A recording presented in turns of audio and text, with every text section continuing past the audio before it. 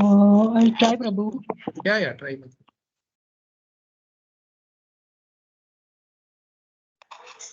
Verse 1.5.19. Correct. Navai jano jatu kathav cha na vrajen. Katanchana vrajen. Kathanchana vrajen. Mukunda. Prabhuji. Got to increase the font. Mukunda sev. Mukunda sevyanya vadan Sanskritam. Smaran Mukunda. Graha Mukundangri. Smaran Mukundangri. Smaran. Mukunda Krishna. Angri is lotus feet. Smaran Mukunda Angri. Upaguhanam puna. Smaran Mukunda Angri Gruna Aguhanam Puna Vihatum Ichchena Rasagraho Janaha.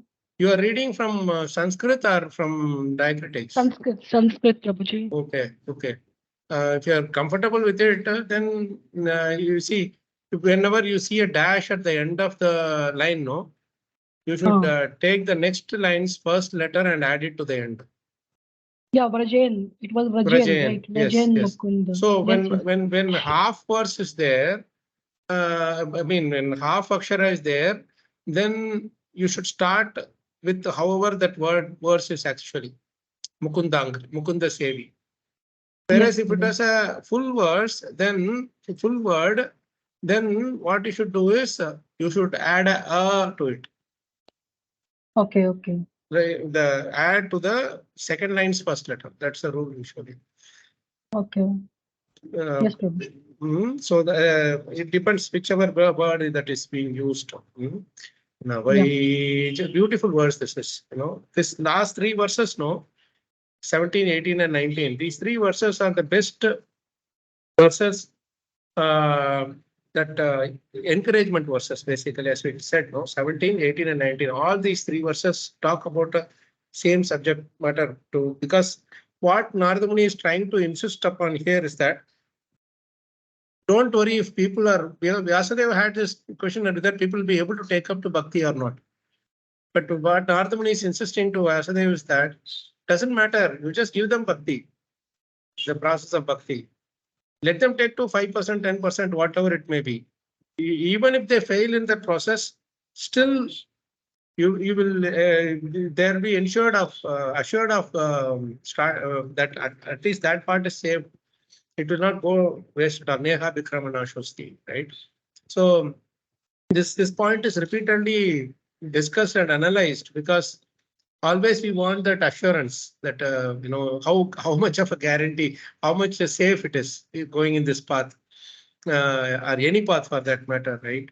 When we hear some amount, at least that assurance is something where normally on the material platform, how much can somebody give assurance? They can go to a certain extent, right? But then things are beyond our control. So how much ever a person may give assurance, still we cannot be assured of the guaranteed fulfillment of that promise unless and until that Krishna is in full control. So unless and until Krishna sanctions them, it is not possible for them to, for any things to happen. I can say today that tomorrow it will be very cold here, but it's not in my control. The weather will be cold, I would say, but totally, I can even say in the month of December, January, where usually it is cold in the part of India and many parts of India. But for all that we know, it might be raining or it might be hot also. Sun will be beating us on.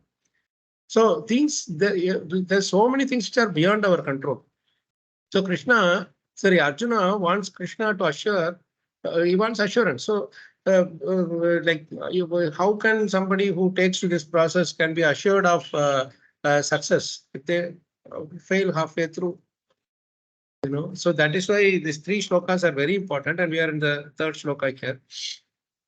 Beautifully you can sing this. Navai jano jatu katanchana vraje mukunda sevyanyavadam samsritim smaran mukundangri upaguhanam puna vidhatumichen narasagraho janaha. It's a beautiful thing, There is two things here. One is about, for some reason, you get attracted to some material things and get deviated from this main path, the bhakti path. The other thing is, even after taking the rasa, releasing the mellow also, for unfortunate reasons, they are able to. They don't want to give up, but they are giving it up. It's two different things, But in either case, it is very nicely answered, this beautiful verse. So let's read the word for word, and then we will go forward, because I told you about some tricky point in Prabhupada's purport, which we should focus on today. We'll try it if we can get there, some at least. Okay, who wants to read the word for word? May I read, Prabhuji? Please, Prabhu. Na, never. Vai, certainly. Jana, a person. Jatu, at any time. Kathanchana, somehow or other. Avrajet, does not undergo. Mukunda Sevi, the devotee of the Lord. Anyavat, like others. Ang, oh my dear. Samsritim, material existence. Smaran, remembering. Mukund Angrahi, the lotus feet of the Lord. Upaguhanam, embracing. Punah, again. Vihatum, willing to give up. Icchet, desire. Na, never. Rasagraha, one who has relished the mellow. Jana, person. Translation.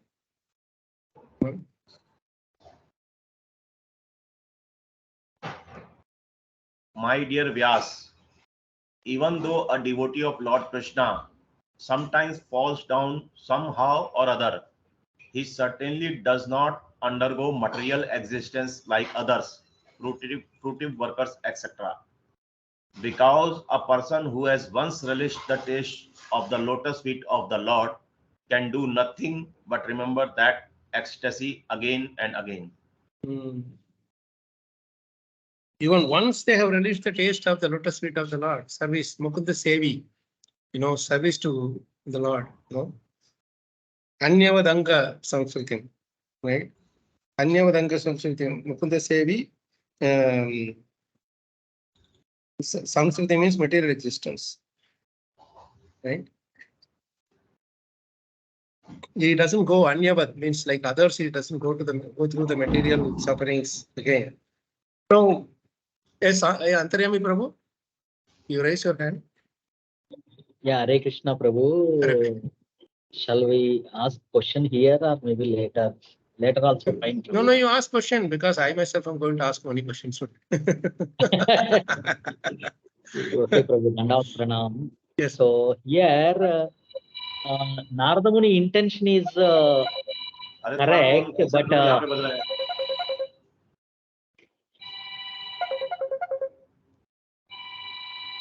one second, Prabhu. Yes, Prabhu. okay, Prabhu. So Narada Muni very nicely said here, even a devotee falls down once, and again because of he relished the taste, so he will come back. But looking at this statement, people like me, they think that okay, it's good. Even if he falls down once or twice, that's okay. They may into that kind of tendency, no, Prabhu. Sorry, if I fall down also, it's okay. What is the last line? I mean, anyway, I will do it again tomorrow. Today I fall down. Yeah, what you will do again tomorrow? Devotional service. So you mean to say today I will fall down, I will take I will advantage just of this take verse? this as a excuse, Excuse. and I feel like it's okay, I'm falling down, but still tomorrow I will do it again. Anyway, this verse says that one will never fall down. Yeah. So why I should struggle hard to maintain the intensity? I can go down, go.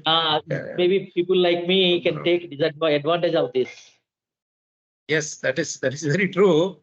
That is why Prabhupada nicely says in that which one? Apiches Durachara sloka also. Where is that sloka? Apiches Durachara is 9.33. 32, 9.32, I think. Let me open. Who is sharing the screen today? Gaurav Prabhu or Rajesh Prabhu? No, Prabhu. I'm not sharing. Prabhu. Okay. Maybe 6.32 if you open in another window. No, 9.32. Sorry, Prabhu, we have not yet started, and I asked a question. Sorry about No, it. that is very good. That question I would have asked if you had not asked, I would have asked you. So this verse will lead to quite a few questions. Prabhu. Let me open, Prabhu. It's not 9.32. It is 30 is 9.30. 30, yes. 9.30, Prabhu. Yeah, if you see in that verse, in the purport, where is on the other hand, the last paragraph. Yeah. Should I read, Prabhuji? Yeah. You can read 9.30 Bhagavad Gita. This verse, actually you read the translation and then you read the last paragraph. Okay, Prabhu. Translation. Even if one commits the most abominable action, if he is engaged in devotional service, he is to be considered saintly because he is properly situated in his determination. So this verse is very similar to the current verse in the sense that I can take advantage of this verse and put all excuses, you see. Yes, Prabhu. Antaram Prabhu. Yes, Prabhu, yes. So while he's giving encouragement in this in that particular verse, I'm just giving a parallel there, right? Let's read the purport of that verse. Like what it says that verse in Krishna, what is he says in that Apiche Sudurachar? You can do any abominable action, but if you are samyak vyavasito ishaka, means if he's for accidental fall down is happening, but somehow if he is fully focused in my service, then I consider him as a sadhu. That's what Krishna says in that 9.30 verse number. So in that the last paragraph of that purport is very important to read because this is where we will kind of slip it. You can read On the other hand, one should not misunderstand that a devotee in transcendental devotional service can act in all kinds of abominable ways. This verse only referred to an accident due to the strong power of material connections. Devotional service is more or less a declaration of war against the illusory energy. As long as one is not last paragraph, Rajesh Prabhu, last paragraph. As long as one is not strong enough to fight the illusory energy, there may be accidental fall downs. But when one is strong enough, he is no longer subjected to such fall downs, as previously explained. No one should take advantage of this verse and commit nonsense and think that he is still the devotee. If he does not improve his character by devotional service, then it is to be understood that he is not a high devotee. No one should take advantage of this verse and commit nonsense and think that he's still a devotee. So this end of the day, Antaryami Prabhu, that same point applies to here also. We can't take advantages of. We can come back to that verse, Prabhu, Rajesh Prabhu. So you can take advantage and declare yourself as devotee. See, the biggest problem we have is that whether we are not devotee or not is not decided by us. It is decided by Krishna. You understand that point? Antaryami Prabhu, you are there? Yes, Prabhu, here offering is going on once. So you got the point, no? I can think whatever yes, I want. Yes, Prabhu, got it. I can think for myself, oh, I am a great devotee, I have so many things, I have done this, I have done that. Everything I can think of. I have every right to think whatever I want to be. But the problem is that that is not the ultimate thing. So Krishna has to accept it. Radharani has to say to Krishna that, okay, this person is so and so person. He's done something with this, all these things. So we don't, we can't So, cheat Krishna. Prabhu, Yes, so yes. Prabhu, here, Hmm. accidentally means, can you give one example? Like, Accidental means something which you helplessly you got it done. You get into it. Not that you cannot say that. Like say for example, Mataji, suppose a housewife is at home and she doesn't like to cook, some non-regulative items at home. But she is helplessly, she has to follow her husband's or her children's thing or family thing, whatever. They have to, I mean, they can't protest. They're in a, socially, they are in a situation where they have to go along with the family thing. No? I have to say that as an example.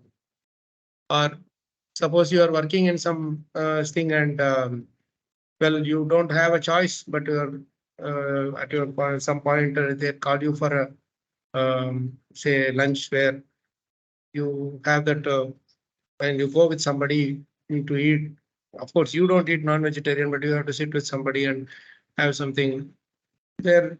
You don't feel like being there, but they say that it is a very important thing for to win the deal. We have to do these things, such things. You might try to avoid it as much as you can, but there are certain things which you may not be able to such as that's accident. It's like small things. Or in our use case, many other examples are also there where they had to they don't want to really do it, but by the circumstances which are beyond his control, they are forced to do it. Right? Does that help, Prabhu? yes, Prabhu. Thank you very much. Got it. Yeah. But again, it depends on our strength or the weakness of our mind. How much strong we are. In other words, where you are giving that priority. We can't be fanatical about certain things. So the thing is, Krishna does not put like a hard and fast rule on the ritual part of it. You understand what I'm saying?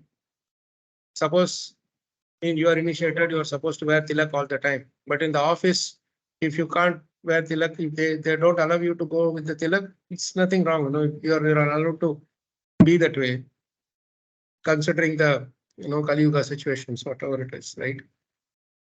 So Krishna doesn't take it very seriously.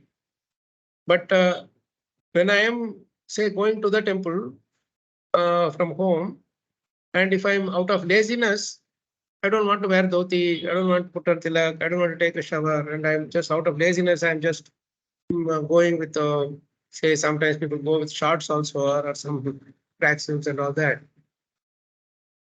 And especially when you are in a position to do it proper, So Krishna will gauge accordingly. If there's a first time that person is coming and he doesn't know the rules, then Krishna will not take it very seriously. But you see everybody coming there and you see everybody doing their things in a proper way, then also you say you are into the thing for quite some time.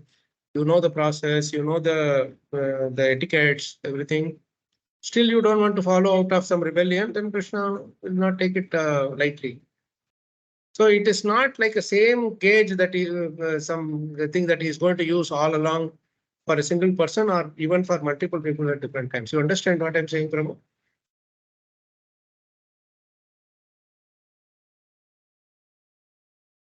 Yes, Prabhu. Got it. Thank you very much. So it's ultimately at the end of the day, the boss, our boss, that is Krishna, he knows everything.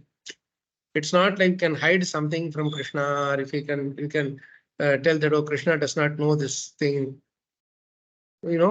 It's not something where you can try to surpass Krishna, or think you are better than you are able to think better than him or whatever. So that's important for us to always remember. Does that help, Prabhu? Now Gaurav Prabhu has some question. I think he has a point or question. I don't know. Yes, Prabhuji. Prabhu, just wanted to know the difference between this accidental fall down and giving up on our attachments. So Giving are up on? these giving up? I mean, we have some attachments, for example, eating or anything. So is there a difference between the two, Prabhu? See, you are talking about some habits, that food habits that you have, which are not able to give up. Or attachment, we can say, Prabhu. Whatever You are attached to some kind of a food which is prohibited. You are not able to give up. It is kind of not helping you stay in a mode of goodness, but still you are attached to it. Something like that, no? Something like that, yes, Prabhu. Yeah, like easiest way is it's like what Amablila Prabhu says, no? Like pizza, pasta, goloka, rasta. He says. I'm just telling in a lighter way. But sometimes people are too attached to pizza, pasta, and also, Prabhu, I'm not able to give it up. What should I do? And he says, pizza, pasta, golo karasta. So he just letting go. I mean, he doesn't want to displease such people, because if he says, don't be attached to some kind of food stuff, they are not going to listen to us very seriously unless somebody is serious about following. So, Prabhu, your question about the difference between this accidental thing and sorry, yes, somebody was about to say something.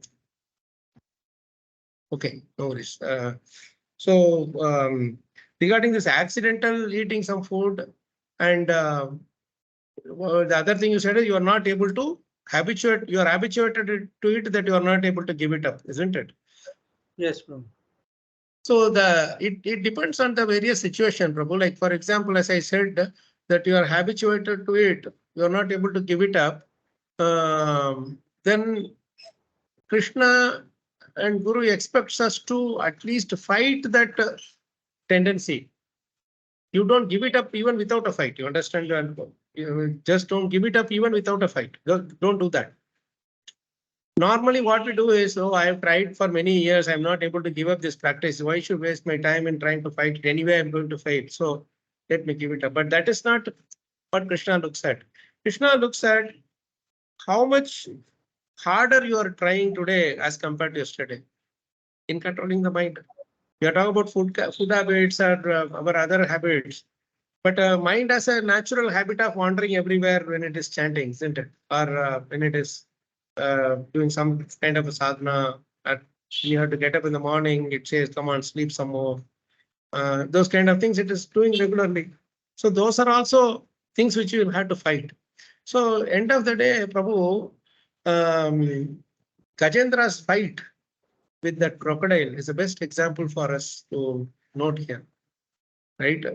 We are in a foreign place. We are not in our natural place.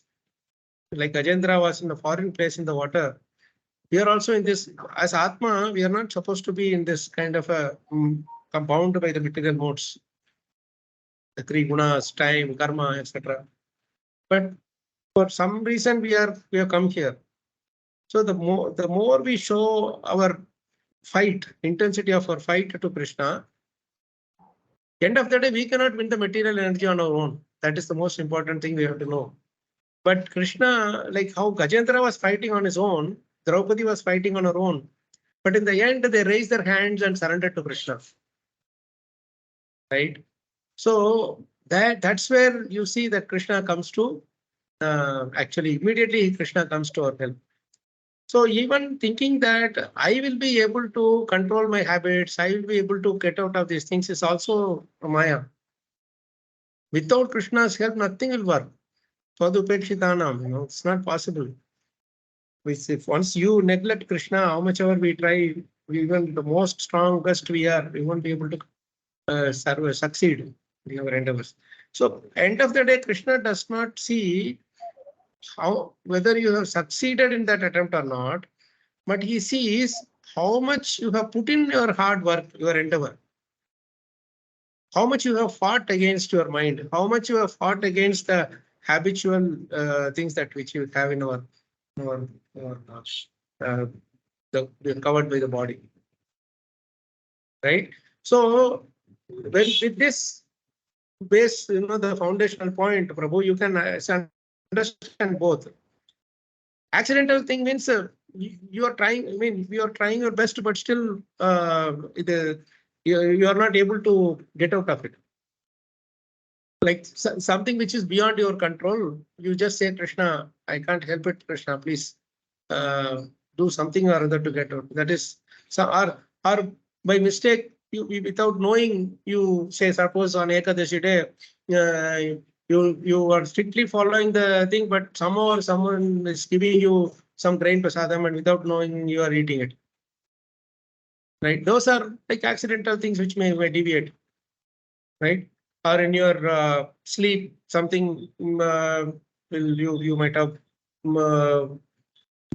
done something which is asleep, or maybe you are unconscious, or we are thinking about something as a serious thing and you forget about something. So many such things come under the accidental fall down.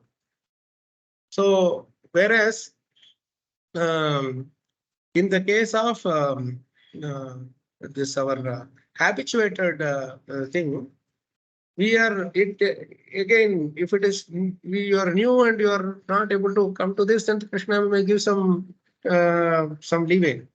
But when you are practiced and you know that these are all the things we should follow, and still you are not following it knowingly, you are giving it up, then Krishna does not forgive so easily. Krishna makes it. That's what Prabhupada is giving in the purport. A very important point he gives there. To note that. Does that help, Prabhu? In the accidental and habituated thing.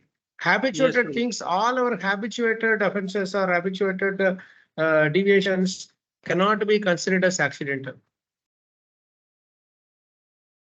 You get it? Because habituated means something which is not forced by others or our circumstances, but something which is in your preventive area, within your control to prevent, but you are not doing it. You are too much controlled by the modes. Again, I cannot say that, oh, I'm not under I cannot control the modes. I cannot, I am completely under the control of the modes. Then we go into the karmic category. Right? And Krishna is talking about Prakriti Kriyamanani Guna Karmani Sarvashaha. Everything in this world is happening by the three modes. He is telling about the Ahankara people. Those who are Ahankar people, they think that they are doing it, but for them, everything is being done by the modes are controlling them. Too much greedy, too much lusty, and all those things are there. They are controlled by the modes, three modes surrounding them. But as a devotee, we are supposed to Mamchayo Avyabhicharena Bhakti Yogena Sevate Sagunan Samati Ityaitan Brahma Bhuyaya Kalpata. So as devotee, we know that we have to perform unflinching devotional service, Avyabhichari Bhakti. But if you are not doing it, then how can we surpass the three modes? The only way to surpass the control of the three modes is by doing Avyabhichari Bhakti. Who is stopping us from doing Avyabhichari Bhakti? It's our own mind.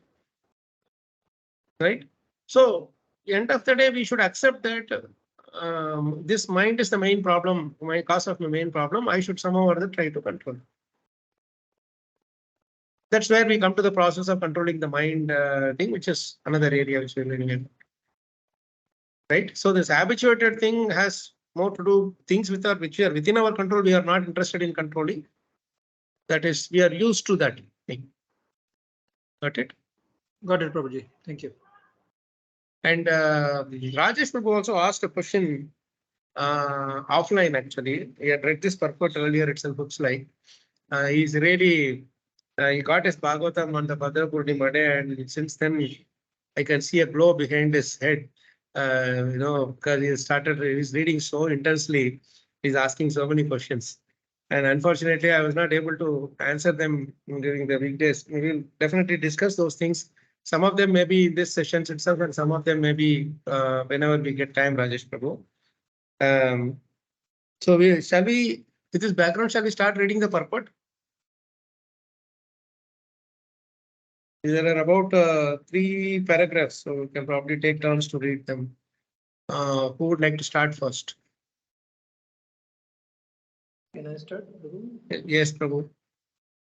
A devotee of Lord automatically becomes uninterested in the enchantment of the material existence because he is rasgraha, or one who has tasted the sweetness of the lotus feet of the Lord Krishna.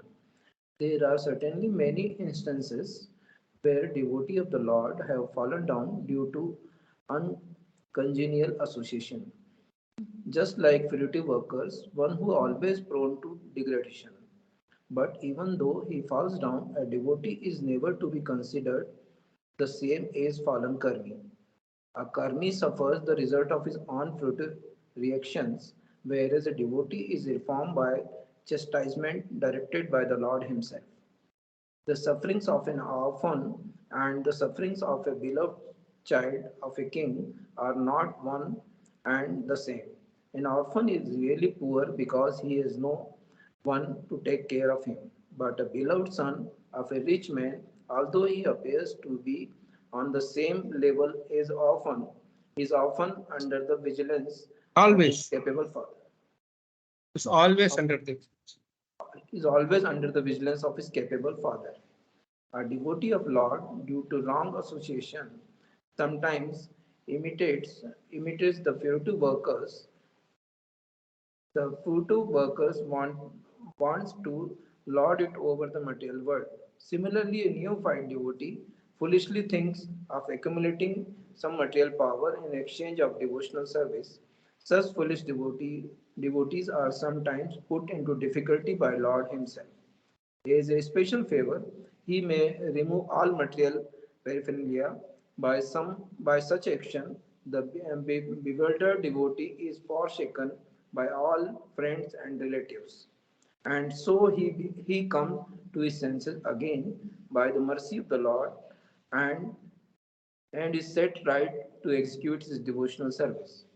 So this is very interesting. Yesterday we were talking about the shloka Hisyaham Anubruknami. Some of you were there in our Prabhupada Smaranam discussion. You would know that we were talking about one particular shloka which Prabhupada quotes Hisyaham Anubruknami Harishye Taddanam Shanegi. Krishna says, and the relatives and everybody will leave him, and I will put him into the most depressing situation so that he will come to his senses. So this is something which is very it's very interesting, this particular point. So now comes the second verse, second paragraph, and this is where it gets a little bit more tricky. Who wants to read this second? Let's read the purport fully and then we'll start discussing. Yes, I think it's Suresh Prabhu. Yes, Prabhu, I want to read it. Yes, please. In the Bhagavad Gita, it is also said that such fallen devotees are given a chance to take birth in a family of highly qualified Brahmanas or in a rich mercantile family. A devotee in such a position is not as fortunate as one who is chastised by the Lord and put into the position seemingly of helplessness. The devotee who becomes helpless by the will of the Lord is more fortunate than those who are born in good families. The fallen devotees born in a good family may forget the lotus feet of the Lord because they are less fortunate. But the devotees who is put in a forlorn condition is more fortunate because he swiftly returns to the lotus feet of the Lord, thinking himself helpless all around. Thank you. Okay, now I have a question here. This particular line, okay, we'll read the last paragraph and then I will come to the question. Otherwise, you will never read the last paragraph today. So who wants to read the next paragraph? I will read, Prabhu. Yes. Pure devotional service is so spiritually relishable that a devotee becomes automatically uninterested in material enjoyment. That is the sign of perfection in progressive devotional service. A pure devotee continuously remembers the lotus feet of Lord Sri Krishna and does not forget him even for a moment, not even in exchange for all the opulence of the three worlds. Okay, this last paragraph is so beautiful and so powerful. Now, before we get to my question, I want to answer Rajesh Prabhu's question. In this purport, Prabhupada talks about where is that thing? In the Bhagavad Gita, it is also said that such fallen devotees are given a chance to take birth in a family of highly qualified brahmanas or in a rich mercantile family. So your question was, how does rich mercantile family, how does it help one? Any benefit in that, right, Prabhu? Yes, Prabhu. Prabhupada himself will answer that in a nice verse in the Bhagavad Gita. But before that, this is anyway the Bhagavad Gita verse which you are talking about. Rich mercantile family, when he says no, Prabhu, it is like, see, when they become rich, but like they will have all the opulences and all the basic needs are met, correct? So they don't have to struggle for even the basic needs first. For them, they're not hand to mouth. They don't have to really be in anxiety. Oh, my job will be gone. What will happen? What will happen to my family, children, and all those things, And they would get good. Say if you are really good and if you're really opulent, material opulence is there, then there is no dearth of getting good food, good environment. At least you, like say for example, you have some very good wealth, you can buy some farming place somewhere and then go and peacefully stay there. There'll be people who will be there to cook or take care of you, or some doctors can come whenever they want to. So all these basic things are met, you see. Then what Krishna is telling Bhagavad Gita, Arjuna is asking this question, Yoga Brashta, means one who is not able to complete his complete his perfection of life in this the one lifetime itself. What will happen to such persons? So for them only Krishna is answering this in 3-4 slokas in Bhagavad Gita. We can read that to get more understanding, Prabhu. I will tell you which slokas it must be. In the chapter 6, Krishna is talking about from verse 40 onwards. Arjuna is asking this question in 3 slokas. He says, what is the in verse number 37 onwards, 3 verses he is talking. Arjuna is asking. He's saying, Arjuna is saying, Krishna, what is the destination of the unsuccessful transcendentalist who, in the beginning, takes to the process of self-realization with faith, but who later desists due to worldly mindedness and thus does not attain perfection in mysticism? This is very similar to what we are discussing now. Then further says, O mighty Am Krishna, does not such a man who is bewildered from the path of transcendence fall away from both spiritual and material success and perish like a raven cloud with no position in any sphere? So he is asking very practical question, which that so many people still ask. Suppose I leave my job and thing and go to Bhakti side. I'm spending more time on Bhakti or anything related to devotional service. Don't you think I will lose out on the material things that which we will think? And again, that is okay at least. If he is successful in spiritual side, that is well and good. But if he is not successful in spiritual side also, he is not for doing his, he is not able to continue his profession or this thing in the material side also, and he is not able to complete his spiritual side also, the path also. What will happen to him? See, this is a very beautiful question it is. No, Suresh Prabhu is asking a very beautiful question. Is it so that all rich people were fallen devotees in previous life? Then anybody can take advantage of this point and the other way also, no? Like Those are rich also, they are not doing devotional service, but they can always say, oh, no, we could have done, we have done a lot of devotional service. That's why we got. It's one way to think about it. It's well and good. At least it's, I mean, to say, you at least had that basic this thing to give credit to Krishna, to devotional service for your current life's opulence. That is definitely a great thing considering the Kali Yuga, you know. But we can't. But the point here is, if somebody is saying like that, the only way to test whether that person, whatever he's telling is fact or not, is by seeing how much devoted he is in this life. If he's saying that I got all this opulence from my last birth's bhakti, but I want to utilize this opulence for my sense enjoyment, that is not true. Because if you had received this opulence from your last previous life's bhakti, then in this life you will utilize it in this life's bhakti. The wealth coming out of bhakti, if it is really coming out of bhakti, it will let you do more and more bhakti. It will not take you towards material consciousness. You understand? So there is possibility always you can use it and then you go down. That is another thing. But I mean, it's ultimately at the end of the day, you are the architect of your own karma. That is always going to be there. But you cannot say that in the last lifetime I did bhakti, I got this thing, and now as a result of my bhakti, I got this.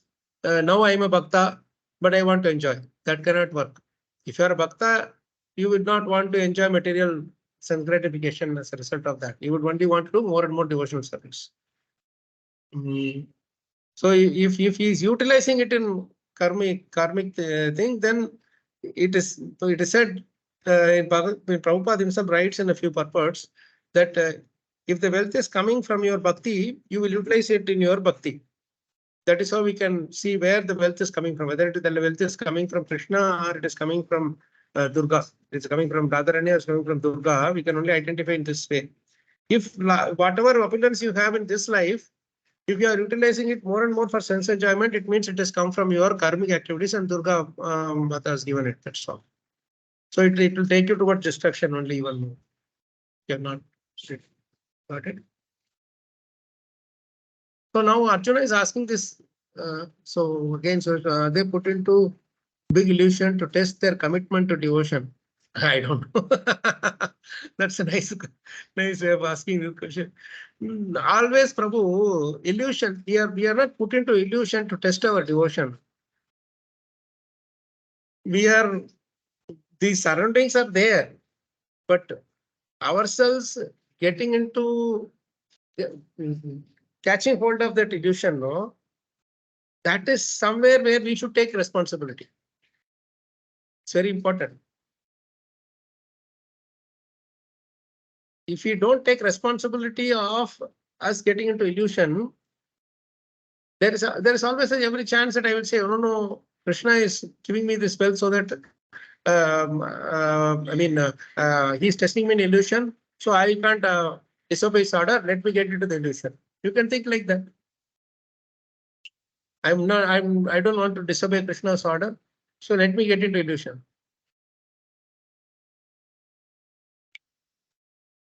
Is that correct?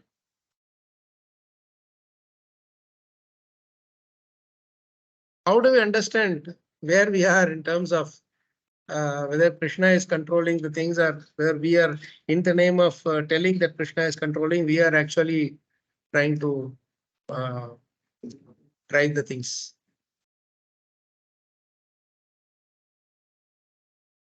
Any points here? Anybody wants to share your thoughts on this?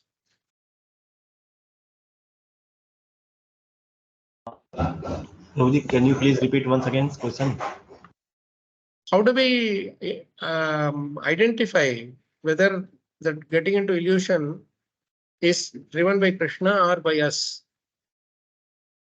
We can always tell that, no, that suppose I am chanting and going, and on the way somebody is offering me a glass of say wine or something, I can say that this is Krishna is testing my illusion. I should surrender to Krishna's illusion. Let me have this glass of wine.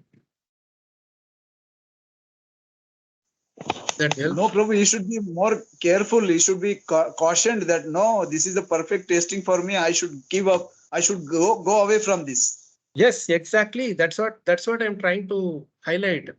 So Krishna wants to see how much we are resisting our tendencies. He may put all these things around. The moment, why is Prabhupada saying preaching is the most risky thing? Because when you go out to preach, that's where all the opulence or the material things will show up. And then for us to be totally holding on to Krishna's lotus feet and still preaching is the greatest austerity, isn't it? You're going on the street with Jagannath Yatra, we're looking at Jagannath for some time, but after that we start looking at everything else. Here there will be one ice cream shop, there will be one pizza shop, there will be one other something else, some cinema poster will be there.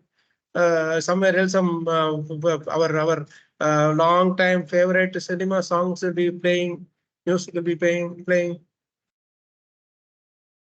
So all these things are like waiting to pounce on us in the sense. So how much you are resisting the temptations? That is what Krishna is saying. And that resisting the temptation also, again, this is what we said, discussed just a little while ago, that you cannot try to do it by yourself. You have to surrender to Krishna. That individual endeavors which you are putting in, all the focus has to be focus on that fight has to be done with this only hope that only Krishna can help me. I am helpless. So let me surrender completely at Krishna's lotus feet and let Krishna, you please take care of me. And Krishna is everything for me. At that point, when we remember Krishna's and completely surrender, like how Gajendra was surrendering to Krishna, then obviously be protected. When I am trying to fight myself, means Krishna, on my own, I will not be able to do. Please, you give me the strength. With your strength only, I can fight. So we have to have the tendency to fight. But where the strength is coming from, we should be completely clear that it is coming from Krishna. You understand that point? We cannot say sleep and say, let Krishna wake me up, then I will get up for Mangalarti. That does not work. You should think, well, what is the endeavor? In the night when I'm sleeping, I should think that, oh, tomorrow I should get up for Mangalarti. Krishna, please wake me up. That is your endeavor. That intense desire. Tatra laulyam ekam moolam. That intense desire, intense greed is our endeavor. Are we having that intense desire? That is the biggest question. No, once in a while it's okay. If I tend to get into that mood, then that once in a while means how frequently it is. You see. Suppose you go to office, you don't have lunch prasadam, you haven't taken lunch prasadam that day with you, but you are feeling hungry. There are two options for us. We can fast and come back home. We don't know when the meetings will be over. We have to be in proper attention should be there in work, meeting, everything. So what do you do at that point? You try to find out something which is little bit of vegetarian thing that way, and then try to use it. Try to do a little bit that way at least to keep something. Keep yourself going that day. Like drink some liquid items like juice or shake or whatever. Or take something without onion garlic, offer it to Krishna and say, Krishna, please forgive me. Today I am not able to follow, but please forgive me and do my best next time to avoid this situation. At the end of the day, it's all sincere prayers, right? That's where our endeavor, Krishna looks to see our endeavor there. Right, Prabhu? Yes, Prabhu. Yes. Fine. So never see this as a single path with rigid this thing that there is no flexibility there. There is enough flexibility in order to stretch. You understand? Like a rubber band, there's a flexibility there, but that flexibility is to stretch, not reduce its size, right? So the stretch means today whatever I am, tomorrow I should be a little bit better than today. That is how we should always think of. And with that mood, when we go, then these points become much clearer. And we don't say that, oh, Krishna helped that person. He was halfway into devotional service and he went into material thing. And suddenly he became a great devotee. So for me also, Krishna will do like this. I will also go deliberately. There, that person might be accidental. Seeing him getting help from Krishna, I will take that as an excuse and deliberately I would want to avoid. That will not be accepted by Krishna. Right? Krishna always likes our endeavor, first thing. Second thing is, he helps when we are feeling helpless. We helpless means nobody in this world can protect us except Krishna. If Krishna Krake Krishna mare Krishna rake. If Krishna forsakes us, no one else can protect. And if Krishna is protecting, no one else can harm him. So that kind of complete surrender to Krishna, in terms of he is the one who is driving everything. So I should be completely surrendered to him. That is where exactly you will help us.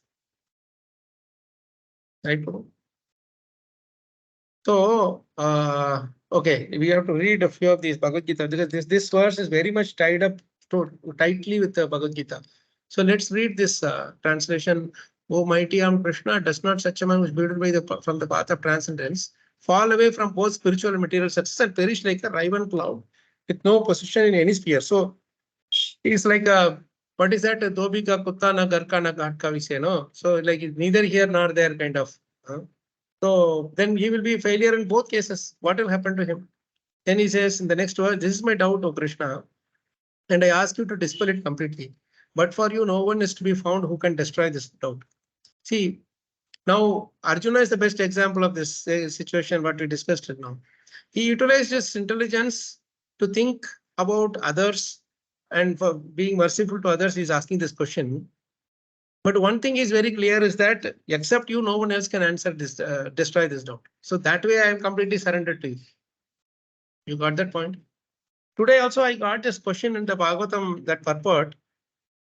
And I was wondering first, hey, how many times I've read this verse and purport? But somehow this particular question didn't come to me at all. Then how do we answer it? I was looking for here and there. Then I went through the Bhagavad Gita shloka and Bhagavad Gita purport. Then the answer was there in the Bhagavad Gita purport for the question that which I had. So before that, Rajesh Prabhu, your question is answered, no? That rich mercantile, why we should, why Krishna is telling either in a nice pious family or rich mercantile family, means they have enough opulence to take care of the basic needs. So which gives you that much more time, that much more space to do your devotional service. Like for example, we have Raghunath Das Goswami. He is of course not a yoga prashta, but his circumstance is good to know. His father Govardhan Majumdar and his also uncle and all. In those days, 500 years ago, they owned half of Calcutta. Just imagine how much their wealth must be. So, and he was the only son. He did not have, and he had hundreds of servants. He did not have to ask anybody for anything. So, if we are doing pious, I think whatever, then Krishna will arrange whatever opulence we have. That is, he will arrange so that he gives the freedom. See, whatever pious activity you did, for that I have given you this opulence and this facilities. Now it is up to you whether you want to use it in your own sense gratification or use it to further your bhakti bhav. So there he gives us the choice, right? And he will also tell the result. You have the choice to make.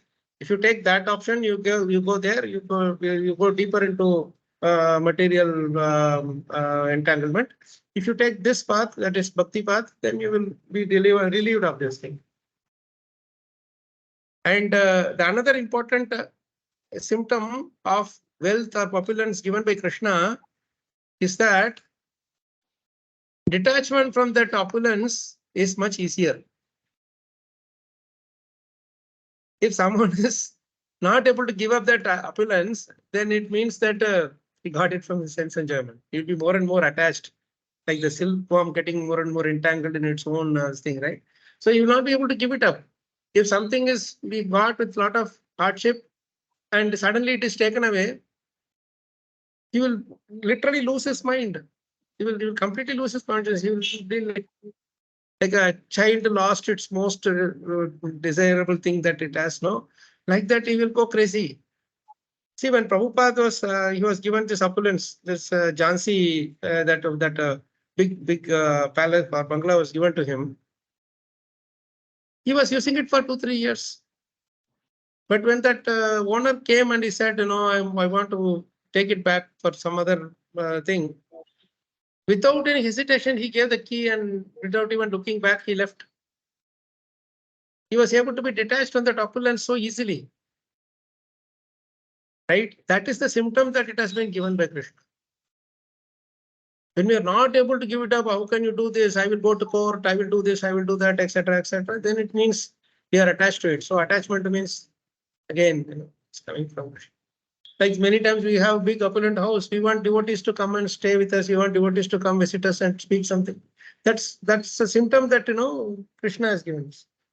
But if you want it to be used for your own thing, sense gratification, something here, something there, all kinds of parties and drinking party and smoking party, whatever, and just for more and more activities in the mode of passion and ignorance, then it is definitely, and then you will not be able to give it up. You will feel so upset when somebody takes it away and all that. So these are some of the symptoms, of course. So he is asking this doubt. This shows Arjuna's surrender. Now Krishna is answering this question very nicely.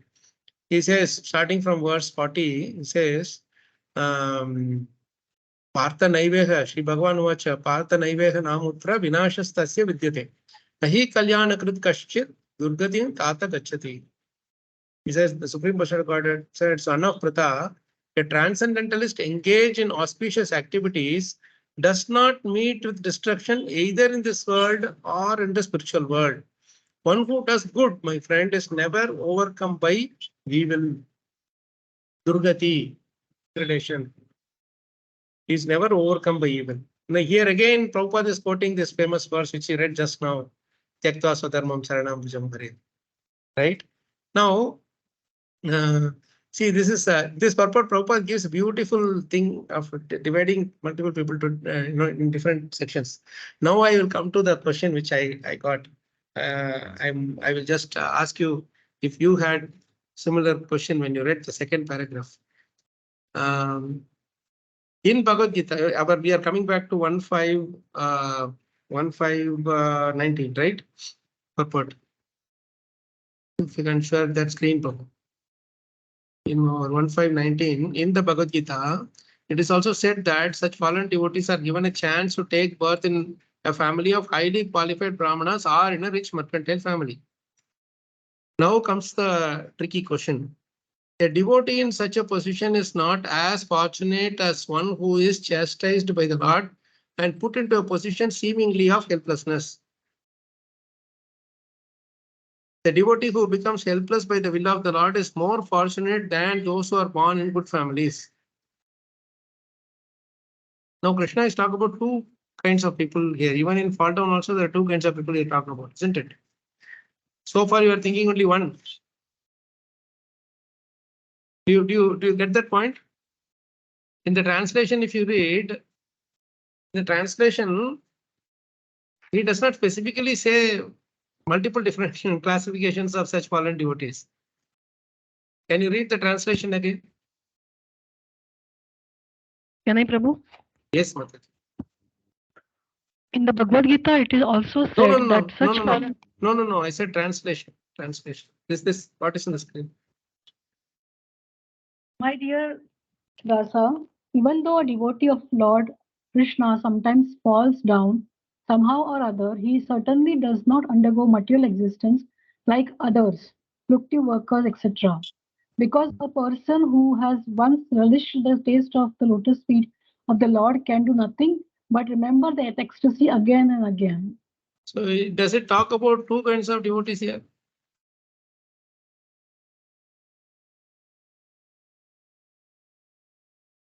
No.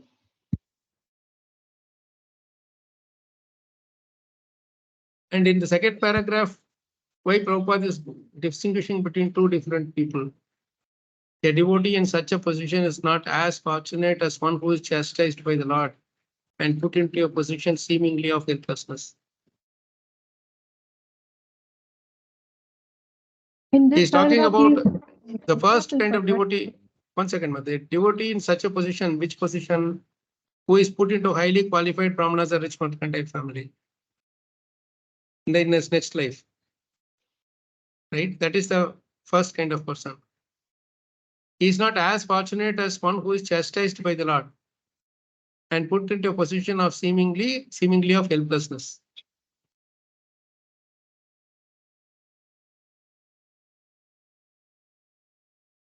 So the Prabhuji, in second, this- yes, Mataji, go ahead. Sorry, I think in this second paragraph, I could relate it to Avanti Brahmana, who was given that. I'm not sure. I mean, I'm correct, but I just could think of Avanti Brahmana, who was having everything, but was then he became pauper and nobody was with him, Yeah, and then he yeah, started realizing the Lord, and that was the example I feel over here. yeah. And that is the example of the second class of people, right? The first class is Correct. who is Yes. born into he's saying, Prabhupada further says in this purport that the fallen devotee born in a good family may forget the lotus feet of the Lord because they are less fortunate. But the devotee who is put into a forlorn condition is more fortunate. Even within that people the classification, he gives two different classification. You understand the thing here? Because he swiftly returns to the lotus feet of the Lord, thinking himself helpless all around. I think the second class of people are more fortunate, Prabhu, because God has made the decision for him. There is no choice for him now because he is so fallen down. Correct. But this two classification itself, you can understand only when you read Prabhupada's purport, and that too, you will, if you connect between the two this thing. How many of you felt that thing when you read this purport? Suddenly, the first paragraph is not talking so much about two classes. Only in the second paragraph, he starts making this differentiation, correct? This is where we need the help of acharyas like Prabhupada. Now, did Vyasadeva talk about only one class of person or two class of person? It's actually, sorry, Prabhu. It is apparently one class of people. Yes, but one class, but there is a gradation. It's like, say, suppose if a train is going from Bangalore to Delhi, not everybody in the train goes to Delhi. Right? Some of them might get inside and in between and then get down inside in between somewhere else. But we say the train is going to Delhi, so everybody must be going to Delhi. That's what we think now. But it's a sequential process. It's a gradual progression. So different people will be at different levels. So by and large, he is dividing into two classes of two categories of people. If you want to say one, you can say going from Bangalore all the way to Delhi. That is one class. Second class, you can just classify them broadly as anybody who is getting intermediately and getting down intermediately, or those who are taking only partial journey. You can call them as partial journey. Just giving, don't exactly map it to here, but I'm just saying, if you have to categorize into broadly, two categories you can say: partial journey, complete journey. But within partial journey also, you can have so many different classifications, starting in Bangalore but ending in say Hyderabad, or starting in Hyderabad and ending in Gwalior, right? Or starting in Gwalior, ending in Delhi. So many different categories might be there, but you can put all of them together as partial journey. But those who are from end to end, those who are going, it's a complete journey, right? So it is a progression. Yes, I see one comment and one question. Yes, Shiva Prabhu, I think you asked, you raised your hand sometime while ago also. I'm sorry, I missed you. Yes, Last Shiva time, Prabhu, go ahead, Prabhu. last time it was answered by you and Suresh Prabhuji. So this time, what Prabhupada thinks is that people who are born with opulence, at least he wants them not to misuse this life and spend it for Krishna's service, so that they don't fall again. So that's what he's trying to drive by saying, categorizing two ways, so that second person is choiceless, but the first choice, he doesn't want people with opulence to misuse this life. Yes, yes, very good point, Prabhu. When I couldn't find the answer myself, I went to this Bhagavad Gita purport, 1 6, sorry, Bhagavad Gita 6.41. Right, when Prabhupada is talking about that category here,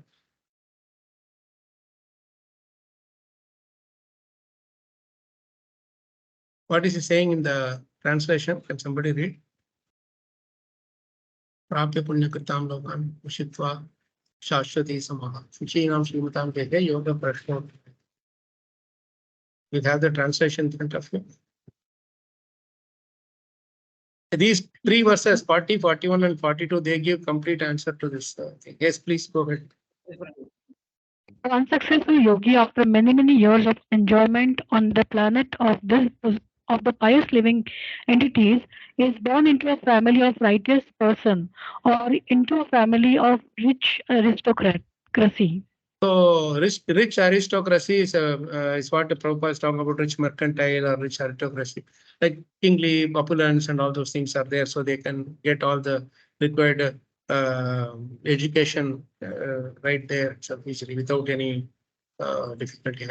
But the purport is very interesting. Let's read the purport. I think in this purport, Prabhupada answers our question, the two classification of unsuccessful yogis.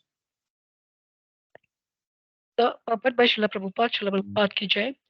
The unsuccessful yogis are divided into two classes. One is fallen after very little progress, and one is fallen after long practice of yoga. The yogis who falls after a short period of practice goes to the higher planets, where pious living entities are allowed to enter. After prolonged life there, one is sent back again to this planet to take birth in the family of righteous Brahmana, Vaishnava, or aristocratic merchants. The real purpose of yoga practice is to achieve the highest perfection of Krishna consciousness, as explained in the last verse of this chapter. But those who are not preserved to such an extent and who fail because of the material allurements are allowed, by the grace of the Lord, to make full utilization of their material propensities. And after that, they are given opportunities to live prosperous lives in righteous or aristocratic families. Those who are born in such families may take advantage of the facilities and try to elevate themselves to full Krishna consciousness. Very interesting. So this is very interesting. Now you got the two classes of people here, right? One is someone who falls with very little practice. So that it's very encouraging, because one may be an unsuccessful yogi, but he might have made a very little progress. But even with that very little progress, he is able to reach the heavenly planet, whatever, and exhaust his reactions of that pious activities, then come back and take birth in the family of righteous Brahmana and aristocratic merchants. So that part is also there. Double, what do you call, concession. One is you go to the higher planets, and when you come back also, you are taking birth in a very good family, nice opulent pious family. But that is only for those who made little progress. Okay.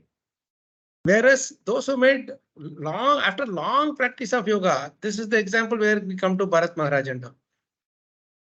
You got it?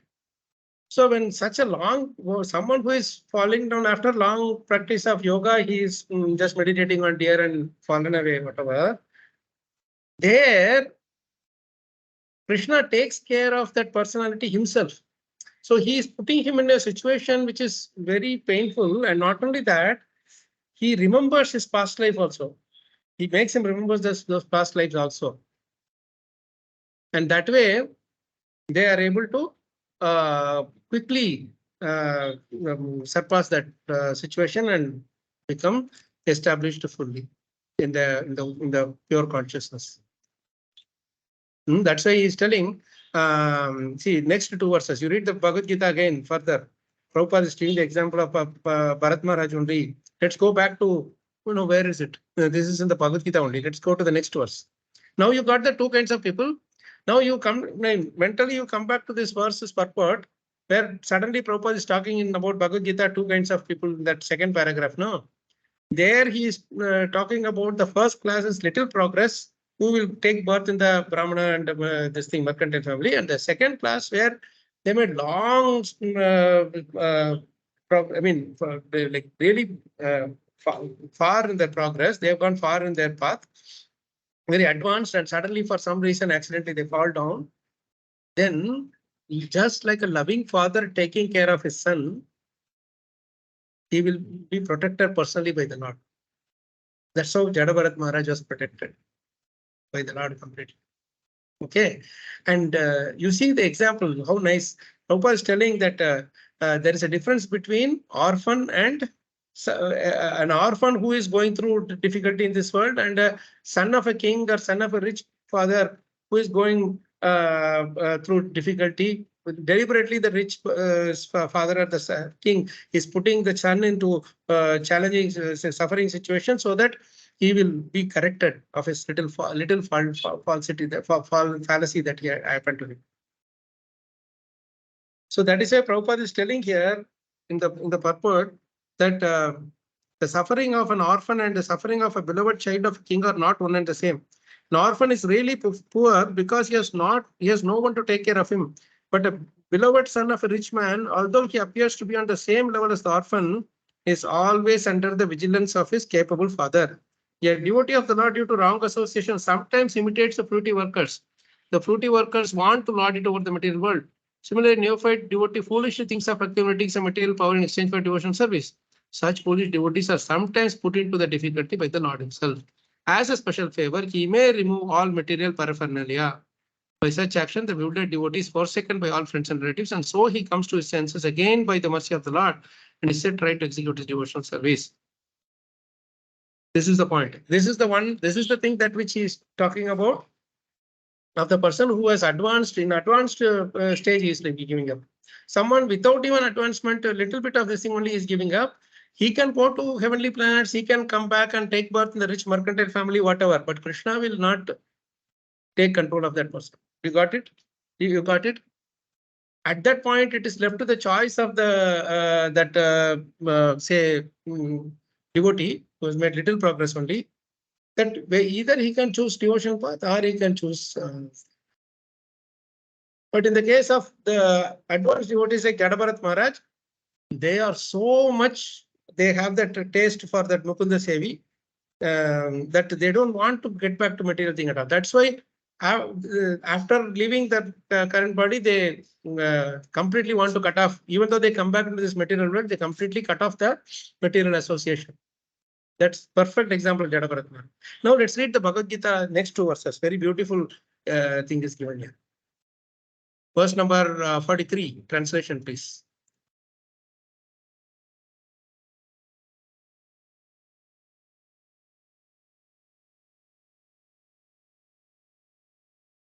On taking such a birth.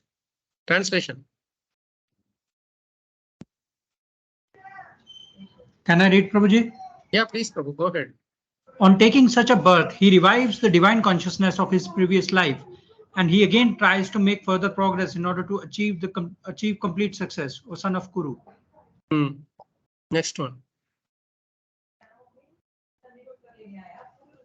Should. Okay. So see this. Sorry, Prabhu. Where? Which one did you read? 43. Yeah. 43, Prabhuji. Yeah. See, 43 shows the reason why Jada Maharaj could remember his past life. Why Gajendra could remember the prayers of his past life. Why, on taking such a birth, he revives the divine consciousness of his previous life. He is able to remember the past. This thing, Jajapa paramam japyam pragjanmaya anushikshitam. For Gajendra also it is said. Right? You see how Bhagavad Gita and Bhagavatam are so intertwined. If you want example, you want to have proof of this shloka, Gajendra and Jadabharat Maharaj stories are there in Bhagavatam. And if you want reference for their life, Bhagavad Gita, these shlokas, if you want. Right? So he's able to revive his consciousness of the previous life. He's able to remember his previous life. That's how much pure his advancement in devotional service was in his previous life. Okay, let's read the next verse also.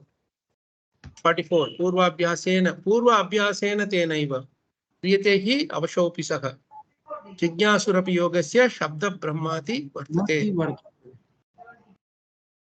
By virtue of the divine consciousness of his previous life, he automatically becomes attracted to the yogic principles, even without seeking them. Such an inquisitive transcendentalist stands always above the ritualistic principles of the scriptures. This is very interesting. That's why in this lifetime, suddenly you see some children taking up devotional service like anything. They are quoting verses in small age or whatever. They are yoga brashtas. They must have done advanced. They must have been very, very advanced in their devotional service in their past life, that they for some reason they might have given up accidentally. So in this lifetime, Krishna is giving them that purva abhyasena tenaiva, purva abhyasa. Whatever abhyas they have done from previous life, they are continuing from there. Krishna is not neha abhikrama nashosti. Satyavayoni, not a point, not 1% also will not be taken away from our endeavors in Bhakti Yoga. That's the whole point here. So does it help? So the question that we had, is it not cleared by these shlokas and purports that we got?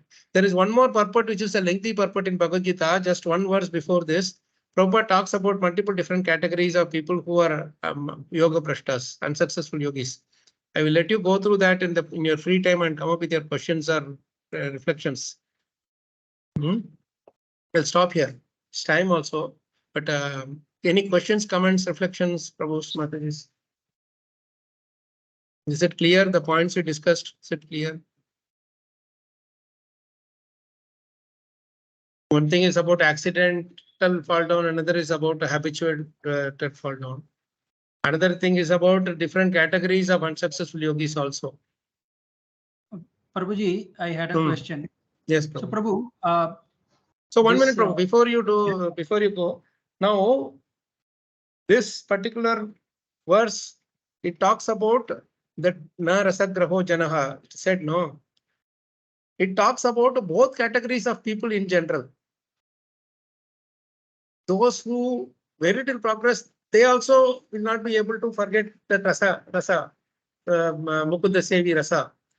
Those who are advanced in their yoga path also, they also will not be able to. So both of them, though they are two different categories, as I told you, partial journey, complete journey. But if you can put both of them into a single journey thing, they are all yatris. We can put it as that. Right? Within that, they have two different categories, correct? So this particular verse actually includes both those kinds of unsuccessful yogis. Advanced yogis will have more chances of this rasagraha. They won't be able to give it up. The little advancement who have made, they will have little chances, but still that rasagraha is still there. To that extent of their devotion, they will have that rasagraha. To the extent of their devotion, these advanced people will have the rasagraha. Now, does it help how they are all falling in place?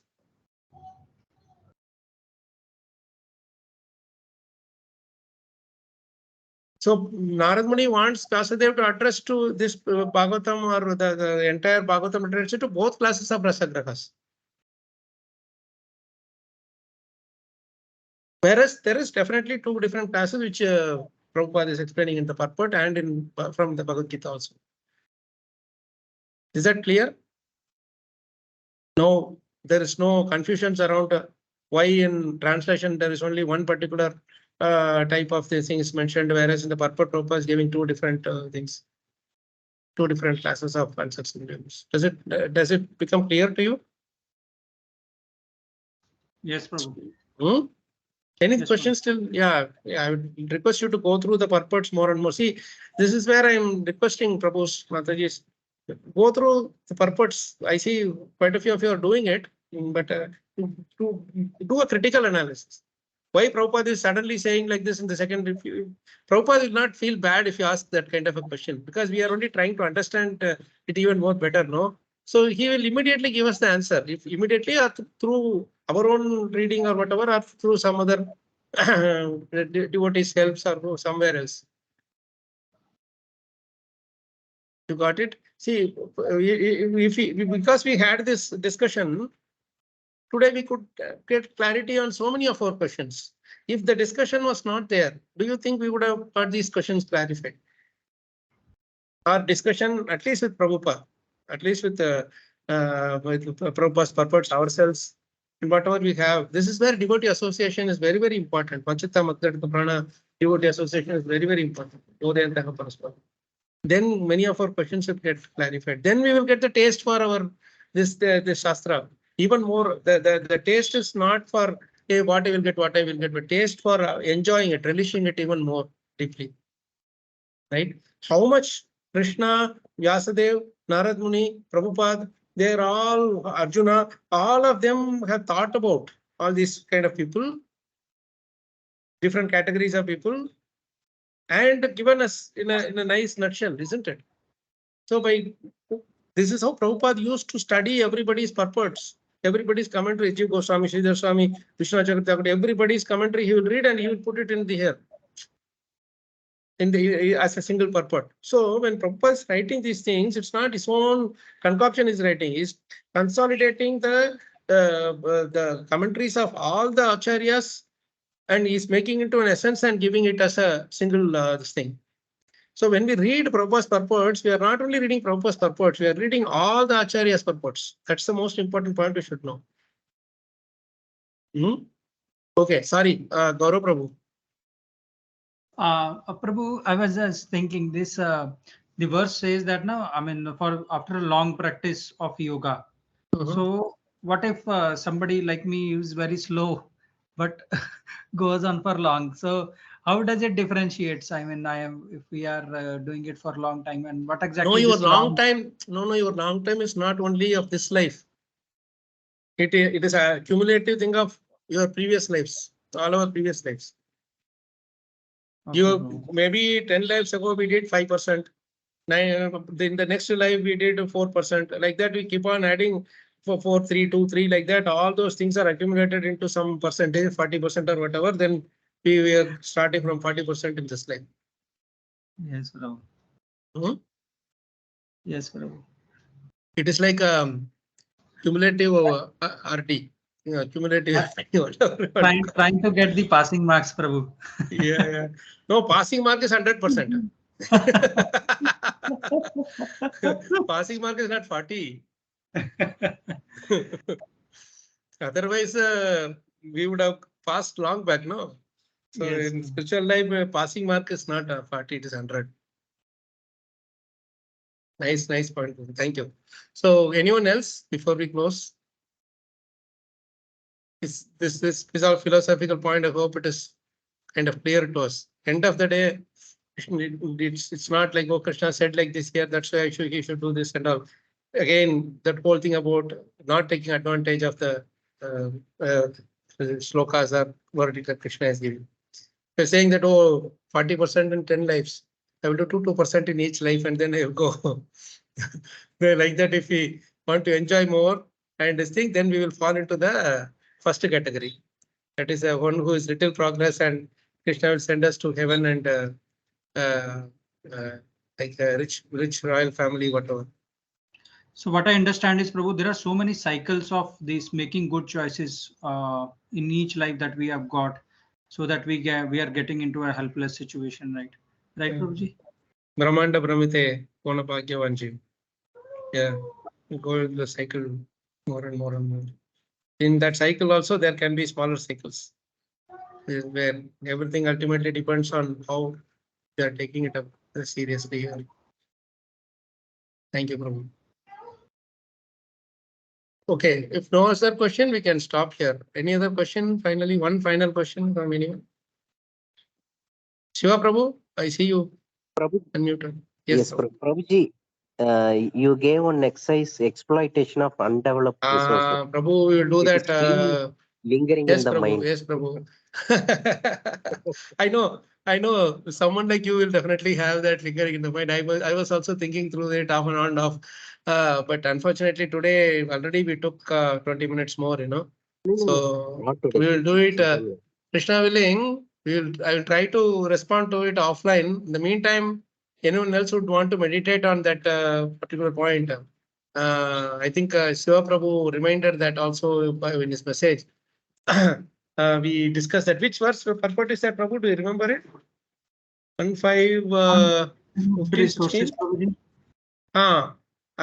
What is that? Undeveloped material resources. Undeveloped material resources. Yes. What does Prabhupada mean by that? Which purport is that? I have shared in the notes, Prabhuji. Just a second, let me check. No, Shiva Prabhu knows. Which purport is that? I'm sorry. 1:5. I'm searching on that. Yeah, you share in the group. Yes. Others also can. I know Hemoti Mataji had shared her thoughts, and you had shared your thoughts. I saw your notes. Anyone else did it? Chitra Mataji, I think you did it, Mataji. No, someone else shared also. But anyway, if others also would like to go through that and share your thoughts, then maybe I will consolidate it over the weekend, like today, tomorrow, and maybe I will share my thoughts also. And Wednesday we can discuss further if some more questions are there on that point. Thank you. Thank you so much, Prabhu Mataji. We'll stop here. Nandra Shrimad Bhagavatam ki Jai Shri. Sorry, Prabhu? 2:37. Oh, 2:37. Is that right? Undeveloped material resources? No. I don't know. Anyway, I will just give you offline. Nantara Shrimad Bhagavatam ki Jai Srila Prabhupada ki Jai Srila Gurudev ki Jai Ananta Pati Vaishnava ki Jai Janata Gaur Premanande Hari Hari Mo Vanchita Padam Vishcha Prapasita Vichcha Patikarana Yo Krishna Pure Mano Pati Vaishnava ki Jai. Thank you so much, Prabhu Mataji. In 2 weeks,